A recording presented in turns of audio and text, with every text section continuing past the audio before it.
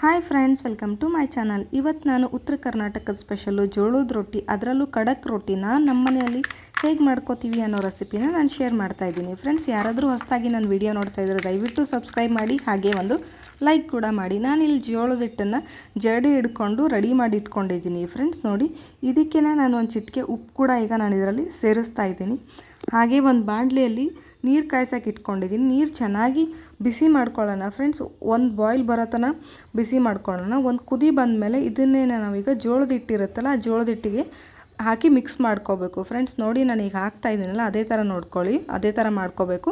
ನೋಡಿ, ಈಗ ಒಂದು ಸ್ಪೂನ್ ಸಹಾಯದಿಂದ ಚೆನ್ನಾಗಿ ಮಿಕ್ಸ್ ಮಾಡ್ಕೋತಾ ಇದ್ದೀನಿ. ಆಚೆ ರೌಂಡ್ ಸುತ್ತಾರದೇ ಇರುವಂಥ ಹಿಟ್ಟೆಲ್ಲ ಅದರಲ್ಲಿ ಚೆನ್ನಾಗಿ ಮಿಕ್ಸ್ ಆಗಬೇಕು. ನಾವು ಇದಕ್ಕೆ ಜಿಗ್ಗಿ ಹಾಕಿ ಕಳಿಸ್ಕೊಳ್ಳೋದು ಅಂತ ಹೇಳ್ತೀವಿ. ಅಂದರೆ ಜಿಗ್ಗಿ ಹಾಕಿದರೆ ಚೆನ್ನಾಗಿ ರೊಟ್ಟೆ ಬರುತ್ತೆ, ಖಡಕ್ಕಾಗಿರುತ್ತೆ, ಪಳ್ಳಾಗೂ ಇರುತ್ತೆ. ನೋಡಿ, ಈಗ ನಾನು ತೋರಿಸ್ತಾ ಇದ್ದೀನಲ್ಲ ಅದೇ ಥರನೇ ಕಲಿಸ್ಕೋಬೇಕು. ಅಂದರೆ ನಾದಬೇಕು ಫ್ರೆಂಡ್ಸ್ ಚೆನ್ನಾಗಿ. ನಾವು ಎಷ್ಟು ಚೆನ್ನಾಗಿ ನಾದ್ಕೋತೀವಲ್ಲ ನಮ್ಮದು ರೊಟ್ಟಿ ಕೂಡ ಅಷ್ಟು ಚೆನ್ನಾಗಿ ಪಳ್ಳಾಗಿ ಬರುತ್ತೆ. ಫ್ರೆಂಡ್ಸ್, ನಾನು ಈ ಜೋಳದ ಹಿಟ್ಟು ಗಿರಣಿಗೆ ಹಾಕ್ಸೋ ಟೈಮಲ್ಲಿ 1 kg ಜೋಳಕ್ಕೆ ಅರ್ಧ ಗ್ಲಾಸಷ್ಟು ಅಕ್ಕಿ ಕೂಡ ಹಾಕಿದೆ ಫ್ರೆಂಡ್ಸ್. ಯಾಕಂದರೆ ರೊಟ್ಟಿ ಚೆನ್ನಾಗಿ ಪಳ್ಳಾಗಿ ಬರುತ್ತೆ ಅಂತ ಹೇಳ್ಬಿಟ್ಟು. ನೋಡಿ, ಈಗ ನಾನು ತೋರಿಸ್ತಾ ಇದ್ದೀನಲ್ಲ ಅದೇ ಥರ ನಾದ್ಕೋಬೇಕು.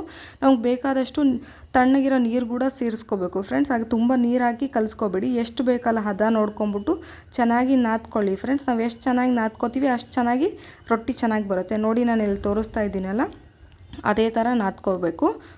ನಾದ್ಕೊಂಡು ಈ ಥರ ರೌಂಡ್ ಶೇಪಲ್ಲಿ ಮಾಡಿ ಇಟ್ಕೋಬೇಕು ಫ್ರೆಂಡ್ಸ್. ನೋಡಿ, ಈಗ ರೊಟ್ಟಿ ಮಾಡೋಕ್ಕೆ ಹಿಟ್ಟು ರೆಡಿ ಆಗಿದೆ. ಇದನ್ನು ನಾನು ಒಂದು ಉಳ್ಳೆ ಮಾಡಿಕೊಂಡು ರೆಡಿ ಮಾಡ್ಕೊತಾ ಇದ್ದೀನಿ. ಅಂದರೆ ನಮ್ಗೆ ಎಷ್ಟು ಬೇಕಾಗುತ್ತಲ್ಲ ಅಷ್ಟು.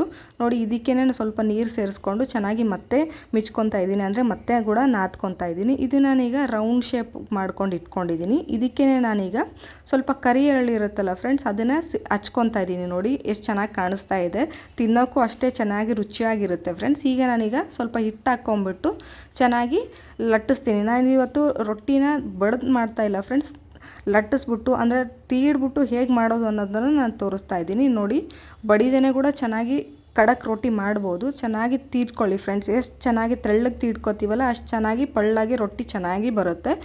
ನೋಡಿ, ನಾನು ಇಲ್ಲಿ ಮಾಡ್ಕೋತಾ ಇದ್ದೀನಲ್ಲ ಅದೇ ಥರ ನೀವು ಕೂಡ ಮಾಡ್ಕೊಳ್ಳಿ ಫ್ರೆಂಡ್ಸ್. ನೋಡಿ, ಈಗ ಈ ರೊಟ್ಟಿ ರೆಡಿ ಆಗಿದೆ. ಈಗ ನಾನು ತವೆ ಕೂಡ ಕಾಯ್ಸೋಕೆ ಇಟ್ಟಿದ್ದೆ. ಅಂಚು ಬಿಸಿ ಆದಮೇಲೆ ರೊಟ್ಟಿನ ನಿಧಾನಕ್ಕೆ ತೆಗೆದ್ಬಿಟ್ಟು ನೋಡಿ ಅದ್ರ ಮೇಲೆ ಹಾಕಬೇಕು. ನೋಡಿ, ನಾನು ತೋರಿಸ್ತಾ ಇದ್ದೀನಿ. ತವೆ ಆಗಲೇ ಕಾಯ್ಸೋಕೆ ಇಟ್ಟಿದ್ದೆ, ಈಗ ಹಾಕಿದ್ದೀನಿ. ಒಂದು ಕ್ಲೀನ್ ಬಟ್ಟೆನ ನೀರಲ್ಲಿ ಎದ್ಬಿಟ್ಟು, ಅದನ್ನು ನಾವು ಹಿಟ್ಟಿನ ಬಟ್ಟೆ ಅಂತೀವಿ ಫ್ರೆಂಡ್ಸ್, ಅದನ್ನು ಈಗ ನೀರನ್ನ ರೊಟ್ಟಿ ಮೇಲೆ ಹಚ್ಬಿಟ್ಟು ಚೆನ್ನಾಗಿ ಸವರಬೇಕು ಫ್ರೆಂಡ್ಸ್. ನೋಡಿ, ಇಲ್ಲಿ ನಾನು ವಿಡಿಯೋದಲ್ಲಿ ತೋರಿಸ್ತಾ ಇದ್ದೀನಲ್ಲ ಅದೇ ಥರ ಹಚ್ಕೊಂಡು ಬೆನ್ಸ್ಕೊಳ್ಳಿ ಫ್ರೆಂಡ್ಸ್. ಚೆನ್ನಾಗಿ ಬನ್ನಬೇಕು. ಒಂದು ಕಡೆ ಬಂದಾದಮೇಲೆ ಇನ್ನೊಂದು ಕಡೆ ತಿರುಗಿಸ್ಬಿಟ್ಟು ಹಾಕ್ಕೊಳ್ಳಿ. ನೋಡಿ, ಈಗ ನಾನು ಸಣ್ಣ ಉರಿಯಲ್ಲಿ ಇಟ್ಕೊಂಡು ಈ ಥರ ರೊಟ್ಟಿನ ಮೇಲೆ ಪ್ರೆಸ್ ಮಾಡಬೇಕು ಫ್ರೆಂಡ್ಸ್. ನಾನು ಇಲ್ಲಿ ತೋರಿಸ್ತಾ ಇದ್ದೀನಲ್ಲ, ಕೈಲಾದರೂ ಮಾಡ್ಕೊಳ್ಳಿ. ನಿಮ್ಮ ಕೈ ಬಿಸಿ ಆಗುತ್ತೆ ಅಂದರೆ ಒಂದು ವೈಟ್ ಬಟ್ಟೆ ಇರುತ್ತಲ್ಲ, ಕ್ಲೀನ್ ಬಟ್ಟೆ ತೊಗೊಂಡು ಅದನ್ನು ಚೆನ್ನಾಗಿ ನೋಡಿ ನಾನು ಇಲ್ಲಿ ತೋರಿಸ್ತಾ ಇದ್ದೀನಲ್ಲ ಅದೇ ಥರ ಪ್ರೆಸ್ ಮಾಡಿಕೊಂಡ್ರೆ ರೊಟ್ಟಿ ಚೆನ್ನಾಗಿ ಪಳ್ಳಾಗಿ ಖಡಕ್ ರೊಟ್ಟಿ ಬರುತ್ತೆ ಫ್ರೆಂಡ್ಸ್. ನೋಡಿ, ಈಗ ನಾನು ತೋರಿಸ್ತಾ ಇದ್ದೀನಿ. ಸಣ್ಣ ಉರಿಯಲ್ಲೇ ಬೇಯಿಸ್ಕೋಬೇಕು. ನೋಡಿ, ಚೆನ್ನಾಗಿ ಬೆನ್ಸ್ಕೊತಾ ಇದ್ದೀನಿ ಸಣ್ಣ ಉರಿಯಲ್ಲೇ ನಾನು. ನೋಡಿ, ಎರಡೂ ಕಡೆನೂ ಚೆನ್ನಾಗಿ ಬೇಯಿಸ್ಕೊಂಡ್ರೆ ನಮ್ಮ ಖಡಕ್ ರೊಟ್ಟಿ ರೆಡಿ ಆಗಿದೆ ನೋಡಿ friends.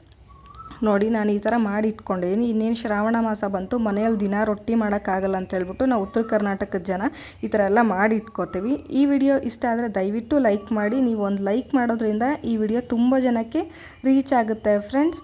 Thank you for watching.